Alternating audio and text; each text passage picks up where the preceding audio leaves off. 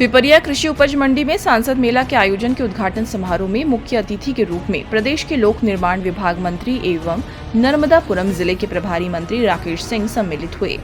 मुख्य अतिथि का स्वागत हथवास तिराहे पर भारतीय जनता पार्टी के पदाधिकारियों एवं कार्यकर्ताओं ने स्वागत किया, जिसके पश्चात वह कृषि उपज मंडी पहुंचे, जहां फीता काटकर विधिवत प्रदर्शनी एवं स्टॉलों का शुभारंभ किया, जिसके पश्चात मंच पर भारत माता का पूजन कर कार्यक्रम का शुभारंभ किया।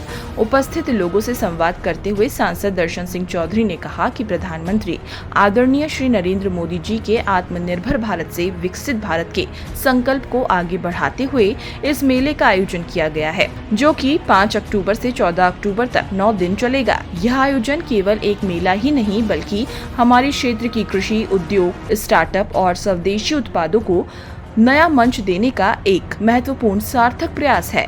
जन भागीदारी से विकसित भारत की थीम पर आधारित यह मेला हमारे किसानों, युवाओं, महिला, स्व सहायता समूहों और स्टार्टअप्स के लिए प्रेरणा और अवसर लेकर आया है। इस अवसर पर उपस्थित लोगों से संवाद करते हुए प्रदेश के लोक निर्माण विभाग मंत्री राकेश सिंह ने कहा कि नर्मदापुरम के आपके अपने लाडले फक्कड़ सांसद ने आत्मनिर्भर भारत की झांकी दिखाने के लिए सराहनीय कदम उठाया है। यह सांसद जी का बहुत ही सुंदर प्रयास है। देश के प्रधानमंत्री माननीय नरेंद्र मोदी जी और मध्य प्रदेश के लोकप्रिय मुख्यमंत्री डॉक्टर मोहन यादव के नेतृत्व में भारत में मध्य प्रदेश का सबसे बड़ा योगदान हो, उसमें हम सभी का योगदान जरूरी है। व्यस्त समय में से समय निकालकर कृपा पूर्वक हम सबके बीच में पधारे हमारे जिले के प्रभारी एवं पालक मंत्री भाई साहब आदरणीय राकेश सिंह जी का इस कार्यक्रम में मैं पूरे नर्मदापुरम जिले की तरफ से बहुत बहुत आभार व्यक्त करती हूँ। 20वीं सदी अमेरिका की है, लेकिन 21वीं सदी भारत की सदी होगी। ये 21वीं सदी का भारत माननीय मोदी जी के नेतृत्व में हम देख पा रहे हैं और समझ पा रहे हैं कि 21वीं सदी का भारत अब गड़गड़ाने वाला भारत नहीं है, ये आत्मनिर्भर भारत है।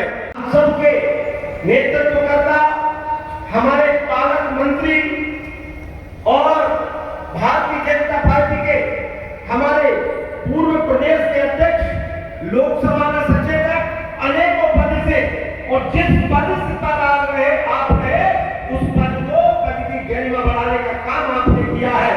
ऐसे हम सब के आदरणीय श्रीमान राकेश सिंह जी का एक बार जोरदार तालियों से खड़े होकर सब अपने अपने स्थानों पर और जोरदार दोनों हाथों से ताली बजाकर स्वागत करें, अभिनंदन करें।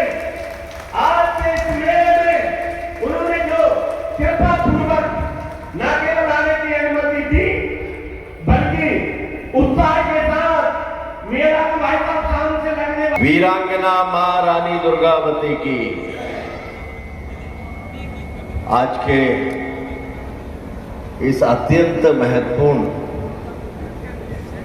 सांसद मेले के आयोजन के शुभारंभ के अवसर पर तय कर ले तो विश्वास मानिए कि न केवल स्वदेशी हर घर में दिखाई देगा, हर दुकान पर दिखाई देगा, हर व्यक्ति तक दिखाई देगा, बल्कि भारत की बनी हुई चीजें दुनिया के हर बड़े शहरों में दिखाई देंगी और भारत की जीडीपी पूरी दुनिया को प्रभावित करेगी।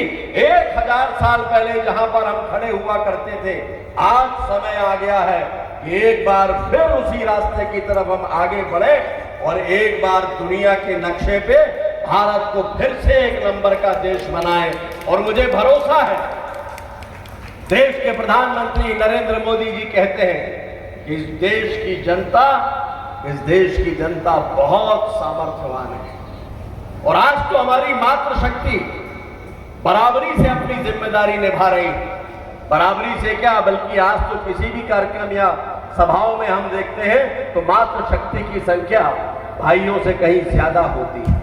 से ज्यादा मोबाइल फोन आयातित होते थे, बाहर से बनकर आते थे, लेकिन नरेंद्र मोदी जी का नेतृत्व देखिए, नेतृत्व क्षमता देखिए कि आज भारत में जो मोबाइल बन रहे हैं तो 97% मोबाइल हमारे अपने देश के बने हुए हैं। आज हम बाहर भी भेज रहे हैं। ये आत्मनिर्भर भारत है, लेकिन इसके लिए हम सबको वही संकल्प लेना पड़ेगा जो देश के प्रधानमंत्री कह रहे हैं, जो मध्य प्रदेश के मुख्यमंत्री कह रहे हैं, स्वदेशी अपनाइए। देश का बना हुआ, हम इस बात पर भरोसा रखें कि जब पूरी दुनिया भारत का लोहा मान रही है, जब पूरा विश्व भारत में बनी हुई चीजों के उत्पादों की कीमत कर रहा है, तो हमें भी इस मोह से मुक्त होना पड़ेगा कि बाहर का बना हुआ ज्यादा अच्छा है। भारत को लेकर केंद्र सरकार हो चाहे राज्य सरकार, निश्चित तौर पर आप देख सकते हैं ये सारे फ्लैक्स लगे हैं उन योजनाओं के जो योजना जन जन तक पहुंची है। आइए बात करते हैं नीतिराज पटेल से। पटेल साहब, कैसे देखते हैं कि आज जो है बहुत बड़ा कार्यक्रम शुरू हुआ, 10 दिन 10 दिवसीय ये मेला है, स्वदेशी मेला, स्वदेशी अपनाओ, भारत को मजबूत बनाओ। धन्यवाद। हम धन्यवाद करना चाहेंगे सबसे पहले आप कवरेज कर रहे हैं और वास्तव में जैसा आप बोल रहे हैं, नया भारत, सशक्त भारत, विकसित भारत 2047 की जो प्रधानमंत्री जी ने कल्पना की है, उस कल्पना को धरातल पर उतारने का माननीय सांसद जी ने जो किंचित प्रयास किया है और हम धन्यवाद देना चाहेंगे। आप यहाँ पर देख रहे हैं केंद्र सरकार ने विभिन्न योजनाओं के माध्यम से देश के अंतिम व्यक्ति को कैसे लाभ पहुँचाया जा सकता है, उन सारी योजनाओं का यहाँ पर एग्जीबिशन लगा हुआ है। एक योजना का यहाँ पर मेले में आप देखेंगे कि वहाँ बहुत स्टार्टअप जो युवा कर रहे हैं, नए नए उद्योगों की ओर जो युवा बढ़ रहे हैं, उनके पूरे यहाँ पर वो बने हुए हैं, स्टॉल बने हुए हैं। यहाँ पर स्टॉल प्राकृतिक खेती के बने हुए हैं। यहाँ पर स्टॉल जो मोदी जी चाहते हैं कि जो मोटा अनाज है वो वास्तव में दुनिया में उसकी डिमांड बढ़े, हमारा देश है। आज देश का किसान यदि वास्तव में उठ सकता है तो प्राकृतिक खेती और प्राकृतिक खेती के मूल्यों से उठ सकता है। मैं आपको एक और बात बताना चाहूँगा, माननीय सांसद जी ने एक बिल भी सबमिट किया है, प्राकृतिक कृषि संवर्धन विधेयक 2025 माननीय सांसद जी ने वो सबमिट किया है और हम सब किसानों के सौभाग्य से यदि वो सदन में आता है और पास होता है तो सीधा दुगना मूल्य प्राकृतिक खेती करने वाले किसानों को मिलता है। बड़ा पर एक बड़ी पहल है आज, ये मेला जो है कितने दिन का है और क्या क्या होने वाला है इसमें? ये मेला 10 दिन का है। आज हमारे पालक मंत्री श्रीमान राकेश सिंह जी द्वारा इसका उद्घाटन हुआ है। पूरी जनता ने भव्यता के साथ उद्घाटन में सम्मिलित होकर और इस उत्साह देखते ही बन रहा है जनता का। और आज शाम को देश के प्रसिद्ध भजन गायक आदरणीय सुधीर व्यास जी आज आ रहे हैं। शाम की संध्या सुहानी होगी और लगातार ये मेला 10 दिन तक चलेगा। ये अन्न के पौष्टिक श्री अन्न को लेकर प्रधानमंत्री जी ने एक बड़ी पहल की है।